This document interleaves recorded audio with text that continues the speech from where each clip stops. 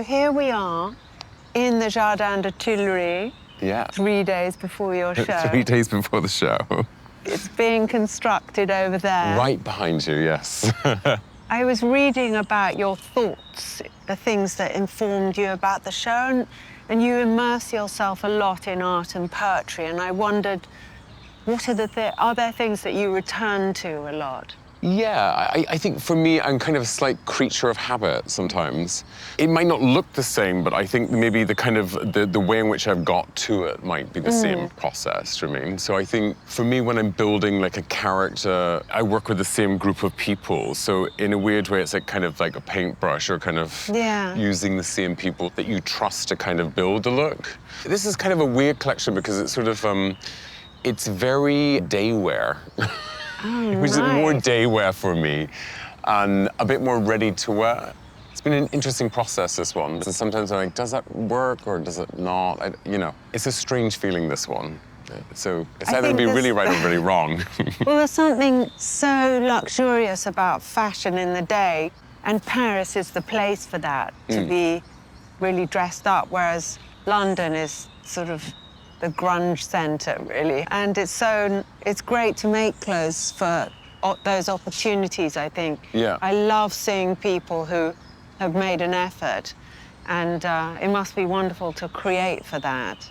Yeah, and I think that's what's quite interesting about parks somehow. You know, historically, Dior has always shown here. I always think of kind of pleasure gardens, or even in Britain that you have this idea of the promenade, or people used to dress up to go somewhere. And there's been something I've been quite fascinated in this idea to dress up. And what does that mean today? What we're trying to say about, the psychology of people. It's more about psychology now than status. It used to be about you would dress up for status purpose. Now it's more about the psychology, or what kind of clan you were part of, what group were you part of, Because you were talking about Louis XIV having a code that people who came into the park had to have a code for dressing to do with their rank in life. And I wondered how important codes of dress are for you, because your own code is quite inscrutable. For my own self, how I dress is more like a school uniform. I went to school, I had a school uniform, so I need some sort of tight formula to work from. But I like this idea of by staging the show here and looking at this idea of the promenade, this idea of the bridge, this idea of what is that day in the park? What is that look in that singular moment? Is this coat part of your code? Because this is becoming wearing your coat. Yeah, no, this looks fantastic. You're wearing your coat, and it feels like you were talking about liking some of my dad's paintings, and you even own some. And in the new show at the National Portrait Gallery, there's a lot of drawings of coats a bit like the ones we're wearing, and the detail of the stitching and everything, and it's so evocative and it's so meaningful to someone, who's making clothes as well. That's what I've always loved in your father's pictures, is that you have this immediacy of the wearer or the sitter. You can feel the closeness of texture or something in his images. Or even himself, he had such great style. He had such an amazing way of wearing, especially there's amazing images with falcons and the kestrel. I think it's amazing. I've always had that on my mood board, because I've always thought that for me is just I would want to look like that or something. There's a poetry in that image, I always think. And do you find a certain tension, that you look for a tension in the works that you look at, or even the poems that you're interested in? Yeah, I like things that I can get obsessed by. Yeah. People that I can get obsessed by. Sometimes I can get obsessed by a singular painting that is more that you fall in love with the sitter. Or it can be the landscape, sometimes it can be something where I'm how do you become part of that landscape? How do you get to that final result? Yeah. Do you mean? You're showing here in the Tuileries, and when you choose a setting for a show, is that something that happens early on, or does it come later to the story? Usually the set comes first because of the time that it takes to work out the process to build it. This one's kind of unfolded in a very weird way, because I was struggling with the tent concept because you end up being in a white box. Yeah. And then I was like, we are in this such a beautiful garden. So this time it was like we built a piece of architecture around something. And it's this idea of what is fake, what is real. You have the water fountain, which is real. You've got the water lilies, which are fake. Nearby, you've got the painting by Monet of water lilies, which is real. I've always been kind of obsessed by that, like what is real, what is not real, or how do you find a subtlety in... It's like these chairs, I've always been really obsessed by these chairs because I feel like it's the perfect example of the ready-made. You just represent it, you know exactly you're in Paris. You can show it out of context, you know where you are from an object. And I've always been kind of interested in like objects that create iconography in that way.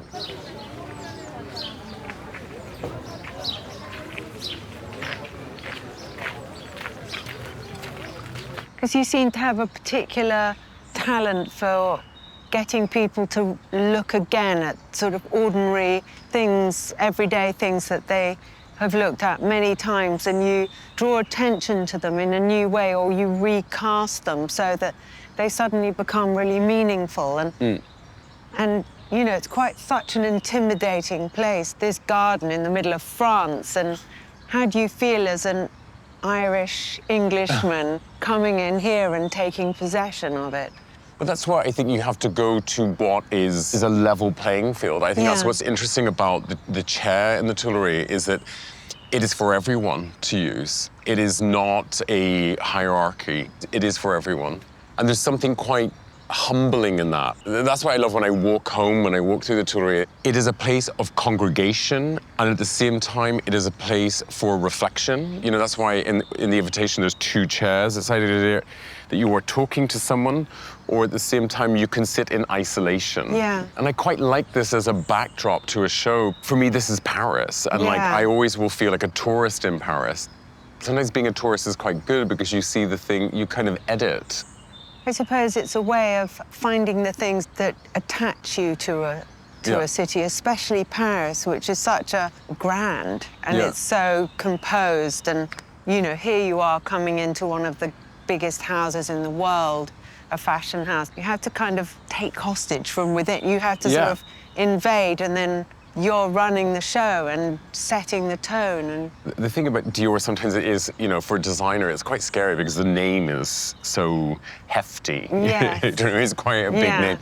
And in a weird way, it's sort of like you're kind of taking the salon chair and you're swapping it for the garden chair. And I think it's about playing on these odd realities to make yourself feel you're in the small brand, even though it's not the small brand. So interesting that you bring it close to you in that way, and that's where you can start to build out. Yeah. That's and it's about bringing the audience closer, because you know, as much as we will show to 1,000 people, I'm always trying to think of how do you take it outside, like how do we take it to people online, or and how do they experience it as well? How do you get people involved in the process of it, you know? And see the kind of like vulnerability in it, or see the grandeur of it, or see the kind of craft in it, or there's different ways to kind of get in ultimately. Yeah.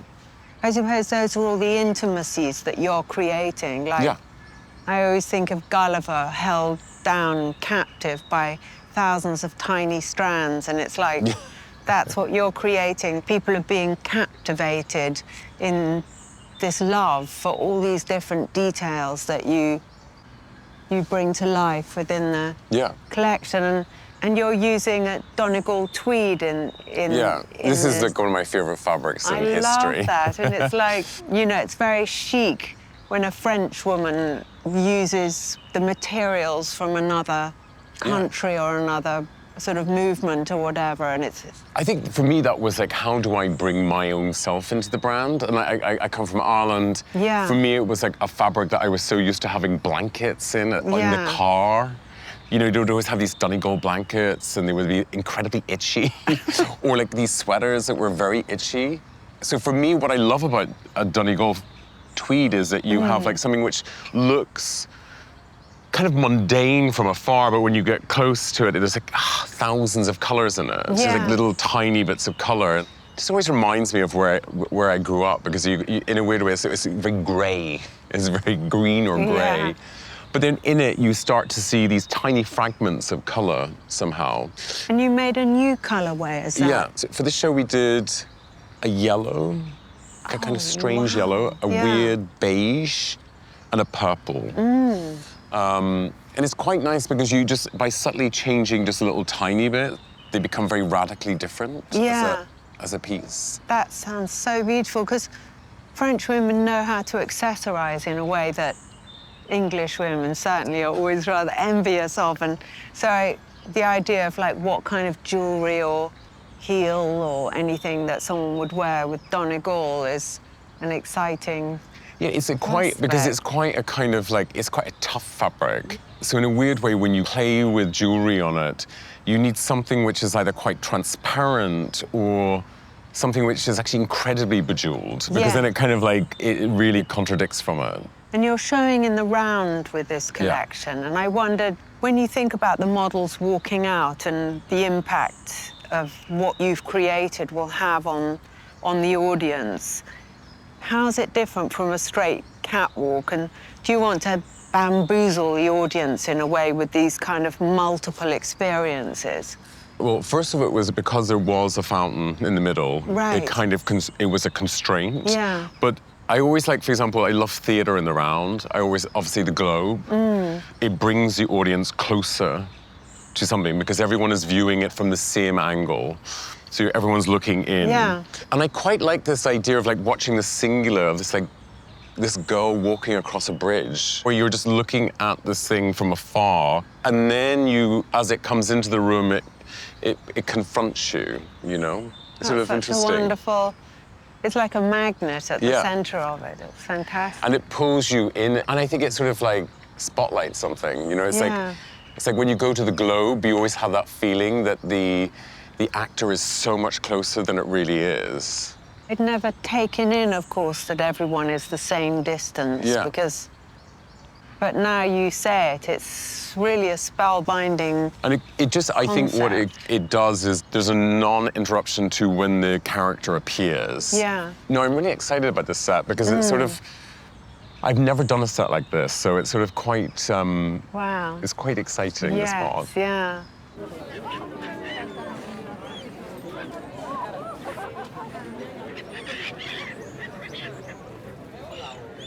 And I wondered, do you choose music to create modernity around such a historic brand as Dior? Does that choice guide people almost to be more daring in how they dress? Music can be really crucial. Like, I always believe that music can either make you love a show or hate it. Love the look or dislike the look. Yeah.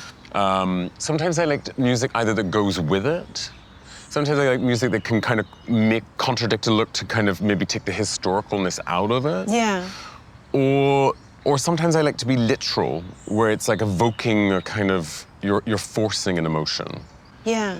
It depends on the show, ultimately. And what's the music of Water Lilies then in this? I wanted it to feel this moment as if you were walking transiently through a garden and you're picking up sounds that became slightly techno. Wow. You know, like you're kind of picking the sounds up and then they become softened. So they're fast sounds, but they're like, they soften out. When you see Water Lilies, what I think is always fascinating is that they're very poised. They're quite these things that are like, they hover on the surface of water and when they flower, it's quite miraculous. You can see why Monet was so obsessed. They distort reflection within water because they create this idea of solidity in it. So I was trying to get that feeling in the music. Let's see, we're on the second edit of the music, so hopefully it will be ready soon. It's always interesting because it's like, as a viewer, you see another aspect of the designer's personality and their kind of, almost like they're craving how to include this other part of life that lives. Which is soundscape. Yeah. And in a weird way, fashion and music have always gone together. Like, it's always had like an affinity. You know, the great composers had great style, or they had, you know, an occasion wear. You know, there was a sort of formality. Yeah. You know, when you think of like Bach, or you think of what we know of what these people look like in terms of paintings or in terms of etchings, you kind of get this idea of like music and the art of dressing has always been kind of there.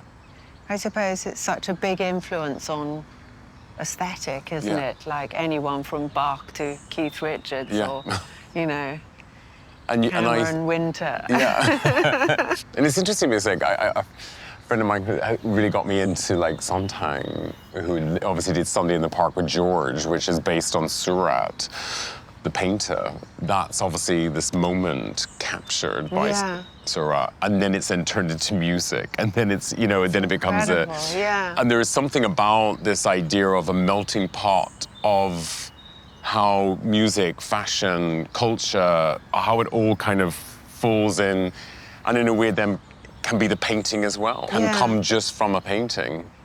I suppose with that Seurat painting, all those tiny little moments, you know, all those dots and those shimmers, they almost look like notes. I'd never heard Sunday in the Park with George, and I became completely obsessed about it. I've never heard it. I'm going to listen to that, Fantastic.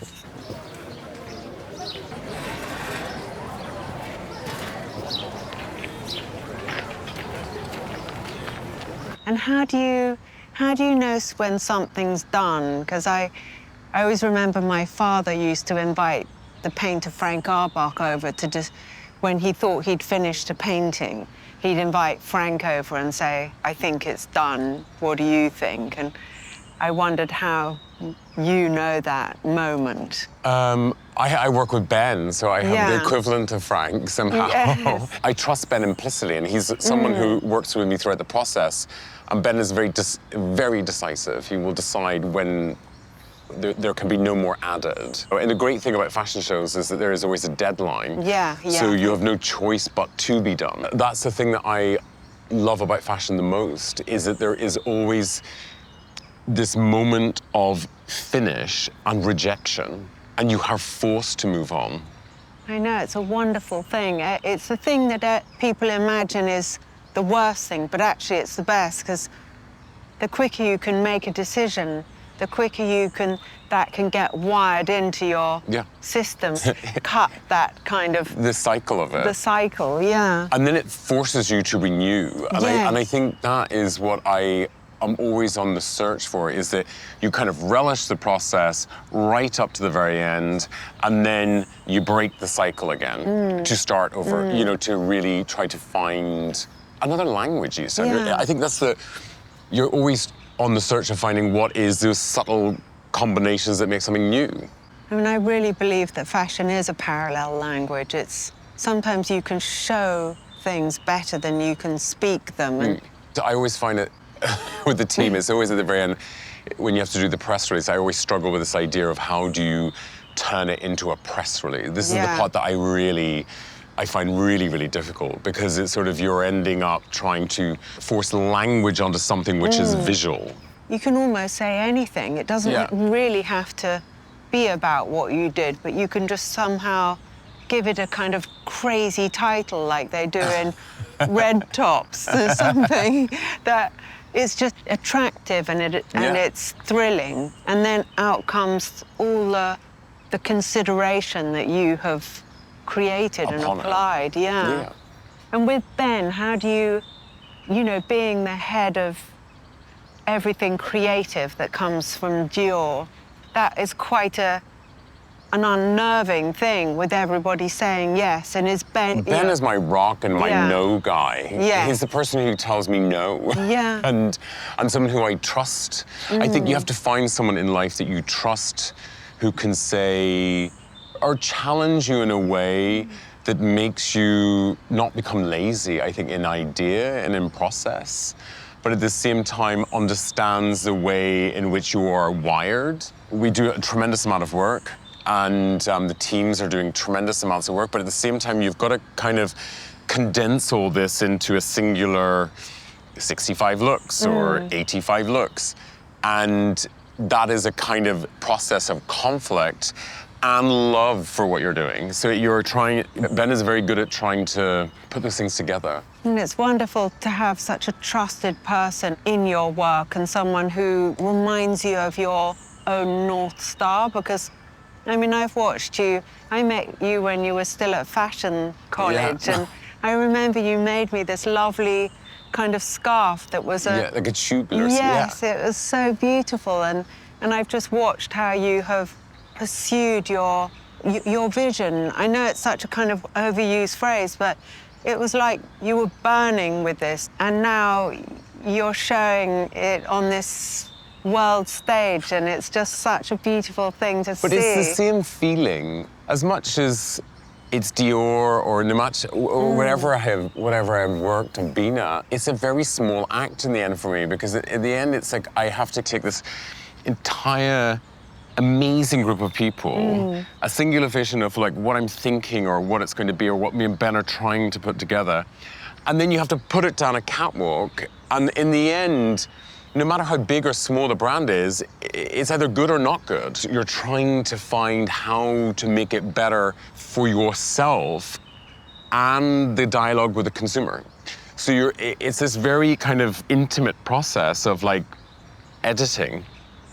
I don't think the process has ever changed for me since the very beginning, because I think there's just more of it, you know? But I have to apply that to every single detail that I do. Yeah. Well, So, you're yeah. a master at it, Jonathan. Thank you very much. And thank you very much for being here. So let's see. Show us all. Let's hope the weather is good and not too windy. But no, thank you very much for coming. No, it's lovely to be here with you anyway. Thank you.